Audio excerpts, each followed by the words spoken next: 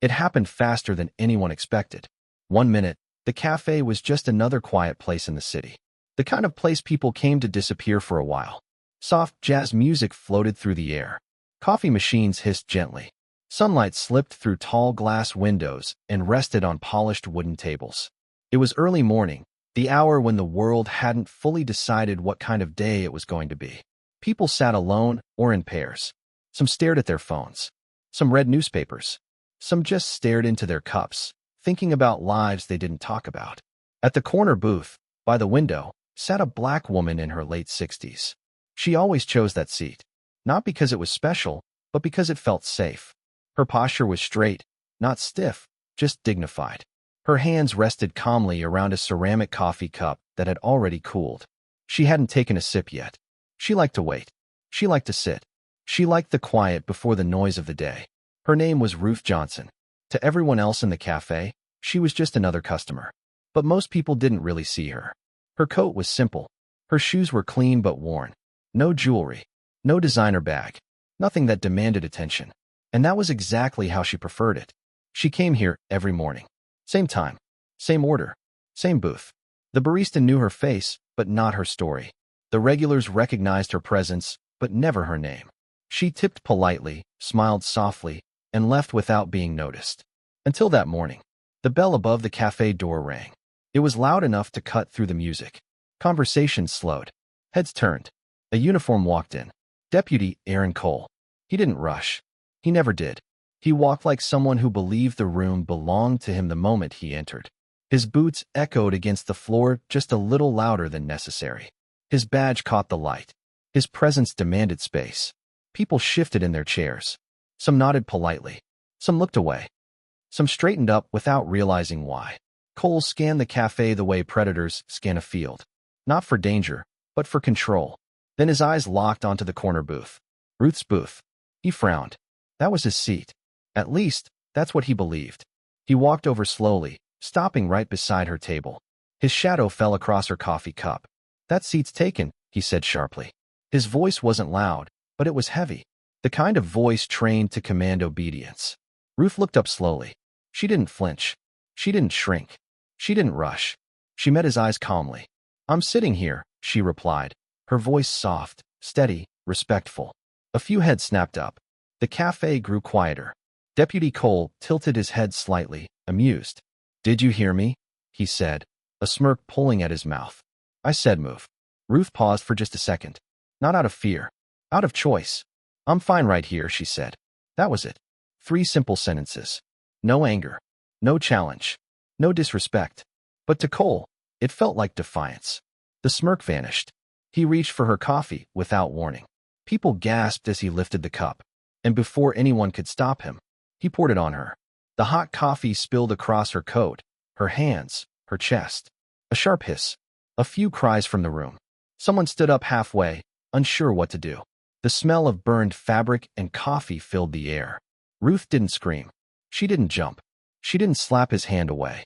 She sat perfectly still. Her hands trembled just slightly, not from fear, but from pain. Slowly, she wiped the coffee from her skin with a napkin. Then she looked up at him. Not angry, not shocked, just disappointed. That look unsettled him. It wasn't the look of a victim. It was the look of someone who had seen worse and survived it. Cole laughed nervously, trying to regain control. What? He said loudly, glancing around. You gonna cry now? No one laughed with him. The cafe felt frozen in time. Ruth held his gaze. You've already shown everyone who you are, she said quietly. Her voice didn't shake. That calm, that dignity, hit harder than any scream could have. Cole rolled his eyes, dismissing her. She should have known better, he muttered. But something had already changed. Because someone near the counter had pulled out a phone. And someone else had started recording. And somewhere across the city, a son was about to see what happened to his mother. And nothing would ever be the same again. Her name was Ruth Johnson. To most people, she was invisible. A quiet black woman in her late 60s. Simple coat. No jewelry. No loud voice. The kind of person the world learned to look through instead of at. People made assumptions the moment they saw her. They assumed she was poor. They assumed she was weak. They assumed she didn't matter. Ruth had spent her entire life being underestimated. She grew up in a neighborhood where dreams were considered dangerous and hope was treated like a luxury. She learned early that survival required discipline, patience, and restraint. You didn't argue with authority. You didn't draw attention. You stayed calm, stayed quiet, and stayed alive. She had worked since she was 16, cleaning houses that were bigger than anything she would ever own, standing on her feet for hours in hospital kitchens, taking extra shifts when her body begged her to rest. She married young, a good man, a hardworking man, but life was not kind. Her husband died suddenly when their son was just 12 years old. A construction accident. One phone call that changed everything. Ruth didn't have the luxury of falling apart. There were bills to pay, a child to raise, a future to protect. So she became stronger. Not loud strong, not angry strong, quiet strong. She raised her son with discipline and love, taught him respect, taught him patience, taught him that dignity mattered even when the world tried to strip it away. Never let them turn you into what they expect, she used to tell him. She believed in education, in responsibility, in keeping your head up even when it hurt. And her son listened, very carefully. Now, years later, Ruth lived simply by choice. She didn't need much. Her son had done well, very well, but she never asked for favors, never used his name, never relied on his power. She wanted to be treated like everyone else. Or maybe she wanted to see if she would be. That morning at the cafe, when Deputy Cole poured the coffee on her, Ruth felt the burn instantly. The pain stung her skin, but it wasn't new. Life had burned her before. What hurt more wasn't the heat. It was the humiliation, the assumption, the certainty in his eyes that she would accept it. He expected tears. He expected fear. He expected submission. Instead, he saw dignity. As she wiped her hands with a napkin, her movements slow and controlled, she felt the weight of decades pressing down on her shoulders. All the moments she'd been disrespected, ignored, dismissed. You think you're special?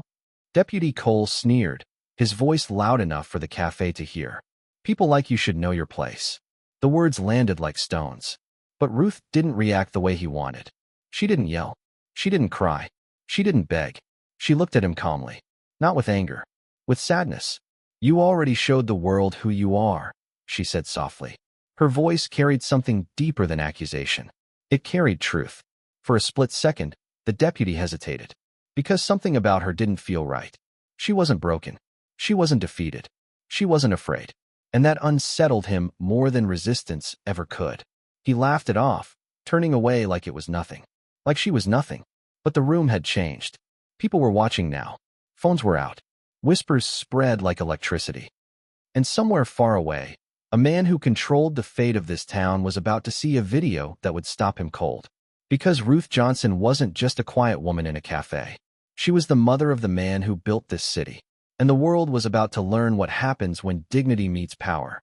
Across town, inside a glass-walled conference room overlooking the city, a meeting was in progress. Lawyers sat around a polished table. Contracts were open. Decisions worth millions were being discussed. Then a phone vibrated.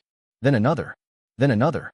One assistant quietly leaned over and whispered, "Sir, you need to see this." The man at the head of the table picked up his phone. At first, he didn't understand what he was watching. A cafe. A police uniform. A woman sitting calmly at a booth. Then the coffee poured. The room disappeared. The man stood up so fast his chair slammed into the floor. His jaw tightened. His breath slowed. His hands clenched into fists so hard his knuckles turned white. Because the woman in that video wasn't just any woman. She was his mother, Ruth Johnson.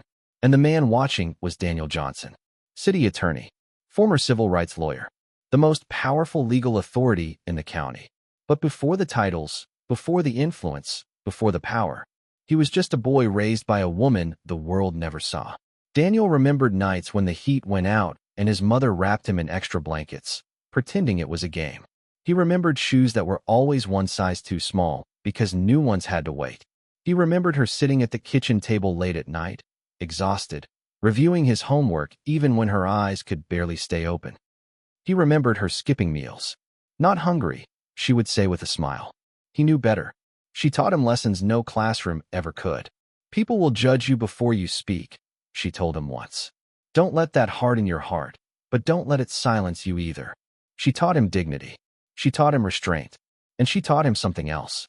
When power is misused, she said, it must be confronted, not with anger, but with truth. Daniel built his life on those words. He became a lawyer not because he loved the law, but because he hated injustice. He spent years defending people who couldn't defend themselves. He challenged abusive officers. He sued corrupt systems.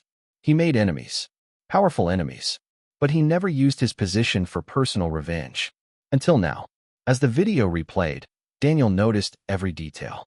The way the deputy smirked, the casual cruelty, the certainty that nothing would happen. And what shattered him most wasn't the act itself. It was how calm his mother remained. That calm wasn't weakness. It was survival, the kind she learned long before cameras existed. Daniel turned to the room, his voice controlled but cold. This meeting is over. Someone tried to protest. Sir, we still. I said it's over. No one argued.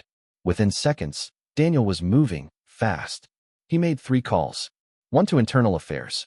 1 to the police commissioner. 1 to his chief of staff. Pull the deputy's record, he said. Every complaint. Every incident. I want it all. Then he watched the video one more time. Not as a lawyer. Not as an official. But as a son. And for the first time in decades, anger rose in his chest. Not reckless anger, but focused, disciplined fury. Because the man in that uniform didn't just humiliate a woman. He humiliated the woman who taught Daniel Johnson how to change this city. By the time Daniel stepped into his car, the video had crossed 1 million views. And the deputy who thought no one important was watching had no idea that the most dangerous thing he'd done wasn't pouring coffee. It was underestimating a quiet woman and the son she raised. Police arrived at the cafe. Deputy Cole stood confidently. She refused to move, he said. I was enforcing order. Ruth sat quietly, her hands folded. Then a black car pulled up. Daniel stepped out. The room changed. Officers recognized him instantly. Mom, he said softly. Ruth looked up. I'm okay, she replied. I just wanted my coffee. Daniel turned slowly toward the deputy. Did you pour hot coffee on my mother? He asked calmly. The deputy laughed nervously. I didn't know who she was. Daniel nodded. That's the problem. Body cam footage was pulled. Witnesses spoke. The cafe video went viral. Within hours, Deputy Cole was suspended. An internal investigation launched. Civil rights charges filed. Within days, he was fired, charged with assault, and named in a federal lawsuit. The badge didn't protect him. The truth didn't need permission. Ruth returned to the cafe weeks later. Same booth. Same coffee. This time, the room stood still when she entered. Not out of fear. Out of respect. Deputy Cole was gone. But something bigger remained. A reminder that dignity doesn't need volume. That silence doesn't mean surrender. And that you never know whose story you're interrupting. When reporters asked Ruth if she wanted revenge, she shook her head. I wanted accountability, she said. And I wanted the world to see what happens when kindness meets cruelty. Daniel stood beside her. The strongest people aren't the loudest, he said. They're the ones who raise better humans. And somewhere deep inside that cafe, justice finally felt warm. If this story moved you, remember this. Never judge someone by how quiet they are. Never assume power by appearance. And never mistake silence for weakness. Backhand index pointing right like. Backhand index pointing right share. Backhand index pointing right subscribe for more powerful stories. Because sometimes, the quietest person in the room raised the loudest truth.